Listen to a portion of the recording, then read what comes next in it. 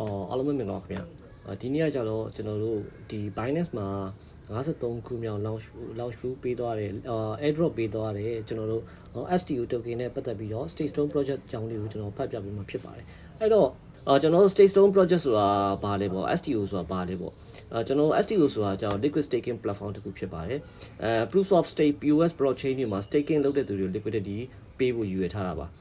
သူ့ platform ပေါ်မှာကျွန်တော်တို့ crypto assets တွေကို stake လုပ်လို့ရှိရင် stone token ပေါ့နော် stone token တခုပြန်လဲရရှိမှာဖြစ်ပါတယ်အဲ stone token ကိုတော့ကျွန်တော် DeFi ecosystem တွေမှာကျွန်တော်တို့အသုံးပြုနိုင်ပါတယ်နောက်တစ်ခုကကျွန်တော်သူ့ project ရဲ့ရည်ရွယ်ချက်ကတော့ကျွန်တော်ဗာလဲဆိုတော့state assets တွေကိုမထိခိုက်စေဘဲနဲ့ကျွန်တော် liquidity ရရှိစေဖို့ဖြစ်ပါတယ် user တယောက်က stone token ကိုလက်ထဲမှာရှိနေတွေ့ staking reward ကိုရရှိနေမှာဖြစ်ပါတယ် DAX တွေမှာလည်းdecentralized exchange တွေပေါ့ဗျာပြောရမှာဆိုရင် decentralized exchange တွေမှာကိုကျွန်တော်တို့ swap တွေ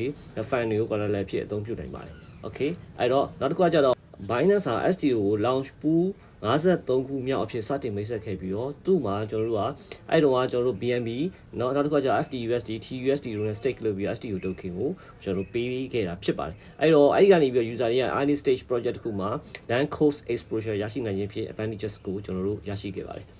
အရေးကြီးတဲ့ future စီကကြတော့သူကကြတော့ multi chain support လုပ်တယ်ဆိုလိုတာကကြတော့network တွေပေါ့နော် multi chain support လုပ်တယ် Ethereum တို့ Arbitrum တို့ BNB chain စတဲ့ကျွန်တော်တို့ multiple blockchain တွေမှာ stone ကို support လုပ်ပါတယ်အဲ့တော့stone token ကကျွန်တော်တို့ DeFi ecosystem တွေနဲ့မြန်ပို့ပြီးတော့မြန်ဆန်အောင်လုပ်နိုင်ဖို့တည်ဆောက်ထားတာဖြစ်ပါတယ် transparency အရာတော့ကျွန်တော်တို့on chain staking ဖြစ်တဲ့အတွက်ကြောင့်ကျွန်တော်တို့reward နဲ့ fan တွေ movement တွေကိုပွင့်လင်းမြင်သာစွာကျွန်တော်တို့ကြည့်လို့ရတယ်။နောက်တစ်ခုကကြတော့State Stone က Ethereum liquid staking platform တွေကိုရှင်ပြိုင်နိုင်မဲ့ modular cross chain staking layer တခုဖြစ်လာနိုင်တယ်ဗျအနာဂတ်မှာနိ။အဲ့တော့ DeFi application တွေမှာ liquidity အတွက်အရေးပါတဲ့ role တစ်ခုတွေကိုကျွန်တော်တို့ပါဝင်လာနိုင်မှာဖြစ်ပါတယ်။အဲ့တော့နောက်တစ်ခုကကြတော့ကျွန်တော်ဒီ Binance က launch pool တွေမှာတစ်စင်သုံးဆွဲသူတွေကို liquid staking နည်းပညာတစ်ခုတိုးဖို့ design လုပ်ထားတဲ့promising project တစ်ခုဖြစ်ပြီးတော့ stake stone မှာတစ်ဆင့် staking reward ရရှိဖို့အကျိုးခံစား권ရှိအောင်သူပြုလုပ်ပေးထားတာဖြစ်ပါတယ်အဲ့လောက်ဆိုရင်ကျွန်တော်တို့ stake stone နဲ့ပတ်သက်ပြီးတော့အချင်းချုပ် project အကြောင်းကိုသိလောက်ပြီလို့ထင်ပါတယ်ဒီ project မှာယင်းနှိမြုပ်နှံမှုတင်မတင်